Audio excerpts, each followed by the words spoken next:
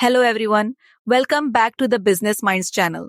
आज हम एक और बेहद महत्वपूर्ण टॉपिक पर चर्चा करेंगे और वो है जॉब एनालिसिस। ये टॉपिक ना सिर्फ कम्पिटिटिव एग्जाम्स के लिए बल्कि बीबीए, एमबीए और एचआरएम कोर्सेज के एग्जाम्स में भी बहुत अहम है। तो चलिए, सबसे पहले मैं आपको बताती हूँ कि जॉब एनालिसिस का मीनिंग क्या है। जॉब एनालिसिस का मतलब है जॉब्स को एक डिटेल्ड और सिस्टमैटिक तरीके से स्टडी करना, ताकि हम ये समझ सकें कि किस जॉब के लिए किस तरह की स्किल्स और क्वालिटीज की जरूरत है।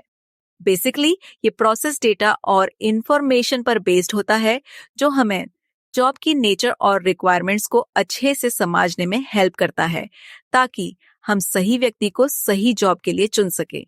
जॉब एनालिसिस के प्रोसेस में हम कुछ स्पेसिफिक एस्पेक्ट्स को एनालाइज करते हैं। 1. जॉब की ड्यूटीज और रिस्पॉन्सिबिलिटीज, यानी किस जॉब में क्या काम और जिम्मेदारियां होती हैं। 2. जॉब ऑपरेशंस, जो डे टू डे टास्क्स होते हैं। 3. मटेरियल और इक्विपमेंट, जो पर्टिकुलर जॉब में रिक्वायर्ड होते हैं, जैसे एक कंप्यूटर ऑपरेटर के लिए कंप्यूटर होना जरूरी है। अब बात करते हैं जॉब एनालिसिस के ऑब्जेक्टिव्स पर, यानी यह क्यों जरूरी है। पहला ऑब्जेक्टिव है वर्क सिंप्लीफिकेशन। जॉब एनालिसिस के थ्रू हम कॉम्प्लेक्स जॉब्स को छोटे छोटे पार्ट्स में डिवाइड कर सकते हैं, जिससे समझना और मैनेज करना इजी हो जाता है। दूसरा ऑब्जेक्टिव है एस्टैब्लिशमेंट ऑफ वर्क स्टैंडर्ड्स। ये स्टैंडर्ड्स हम जॉब ड्यूटीज और रिस्पॉन्सिबिलिटीज के बेस पर सेट करते हैं, जो एम्प्लॉयज के परफॉर्मेंस को एक्यूरेटली मेजर करने में हेल्प करते हैं। तीसरा ऑब्जेक्टिव है इम्प्रूविंग सेफ्टी। जॉब्स के नेचर को समझने से हम वर्क प्लेस में सेफ्टी को इंश्योर कर सकते हैं। और finally, job analysis HR activities में हेल्प करता है, जैसे रिक्रूटमेंट, ट्रेनिंग और कॉम्पेंसेशन। तो सबसे पहले समझते हैं कि ह्यूमन रिसोर्स प्लानिंग क्या होता है।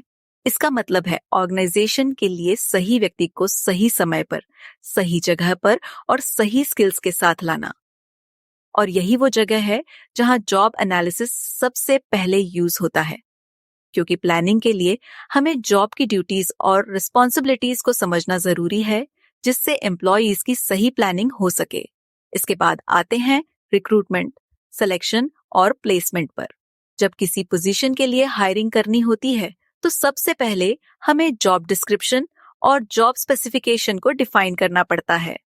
जॉब डिस्क्रिप्शन हमें जॉब की रिस्पॉन्सिबिलिटीज और ड्यूटीज समझने में मदद करता है, जबकि जॉब स्पेसिफिकेशन हमें बताता है कि उस जॉब के लिए कौन कौन सी स्पेसिफिक स्किल्स या क्वालिफिकेशंस चाहिए। फिर हम कैंडिडेट की स्किल्स को जॉब की रिक्वायरमेंट्स के साथ मैच करते हैं और इसी से सही प्लेसमेंट पॉसिबल हो पाती है। अब बात करते हैं ट्रेनिंग और डेवलपमेंट की। ट्रेनिंग और डेवलपमेंट के प्रोसेस में भी जॉब एनालिसिस का इम्पोर्टेंट रोल होता है, क्योंकि हर जॉब के लिए कुछ स्पेसिफिक स्किल्स रिक्वायर्ड होती हैं। फॉर एग्जाम्पल, अगर कोई एम्प्लॉय आईटी सेक्टर में काम कर रहा है, तो उसके लिए टेक्निकल और सॉफ्टवेयर स्किल्स जरूरी होते हैं। तो पहले जॉब की रिक्वायरमेंट्स को एनालाइज करना जरूरी है और फिर उसके अकॉर्डिंग ट्रेनिंग प्लान होती है, ताकि एम्प्लॉय अपने रोल में बेस्ट परफॉर्म कर सके। अगला इंपॉर्टेंट पॉइंट है जॉब इवैल्यूएशन। जॉब इवैल्यूएशन का मतलब होता है जॉब की वर्थ को मेजर करना, और इसमें हम जॉब का फाइनेंशियल और साइकोलॉजिकल इम्पैक्ट कंसिडर करते हैं। फाइनेंशियल इम्पैक्ट का मतलब है जॉब की रिस्पॉन्सिबिलिटीज और रिस्क लेवल के हिसाब से सैलरी डिसाइड करना। अगर किसी जॉब में हाई लेवल डिसीजन मेकिंग और बड़ा रिस्क इन्वॉल्व्ड हो, तो उस जॉब की वर्थ और सैलरी भी हाई होती है। फिर आता है प्रदर्शन की समीक्षा। परफॉर्मेंस अप्रेजल का मतलब है एम्प्लॉय की एक्चुअल परफॉर्मेंस को ऑब्जेक्टिव्स और जॉब स्टैंडर्ड्स के अगेंस्ट मेजर करना। जॉब एनालिसिस की हेल्प से हमें परफॉर्मेंस स्टैंडर्ड्स डिफाइन करने में आसानी होती है, जिससे हम एम्प्लॉय की परफॉर्मेंस को एक्यूरेटली मेजर कर सकते हैं। अंत में, जॉब डिजाइन और रीडिजाइन में भी जॉब एनालिसिस का इम्पोर्टेंट रोल है। जॉब डिजाइन में हम जॉब को ऐसे क्रिएट करते हैं कि स्पेशलाइजेशन और वर्क इम्प्रूवमेंट हो सके।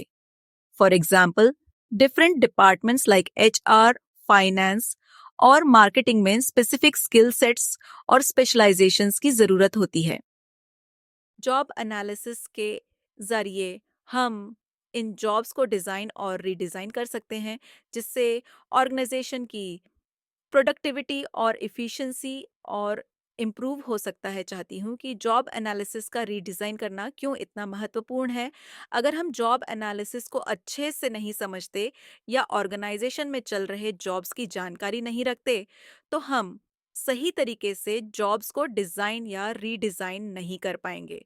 और यह याद रखना बहुत ज़रूरी है कि जॉब एनालिसिस ना केवल हमें जॉब्स के बारे में समझने में मदद करता है, बल्कि यह एम्प्लॉय सेफ्टी और हेल्थ में भी बहुत मददगार होता है।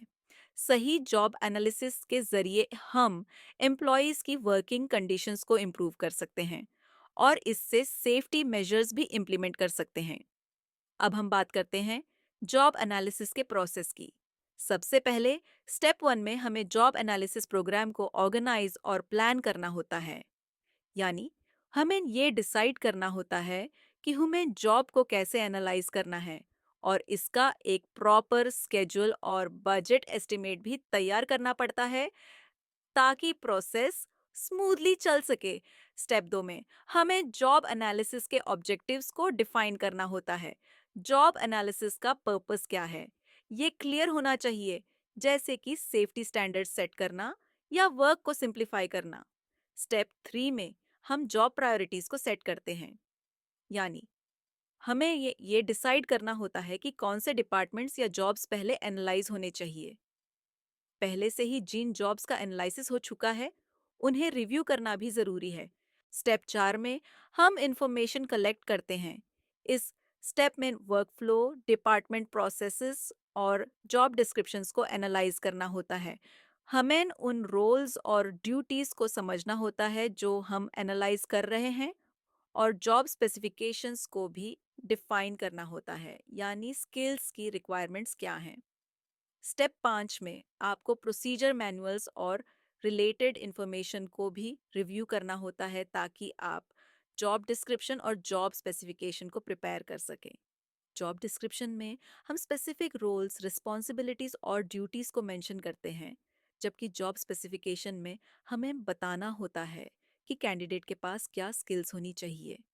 आखिर में यह प्रोसेस आपको इंश्योर करेगा कि आप जॉब एनालिसिस को सही तरीके से कर रहे हैं। अब मैं आपसे एक छोटा सा पजल पूछना चाहती हूँ। अगर आप एक करियर डिलीवरी सर्विसेज कंपनी के लिए जॉब एनालाइज कर रहे हैं, तो आपको कैंडिडेट के लिए क्या स्किल सेट्स देखने चाहिए? कुरियर बॉय के लिए सिटी में पार्सल्स डिलीवर करने के लिए कौन-कौन सी स्किल्स रिक्वायर्ड हैं?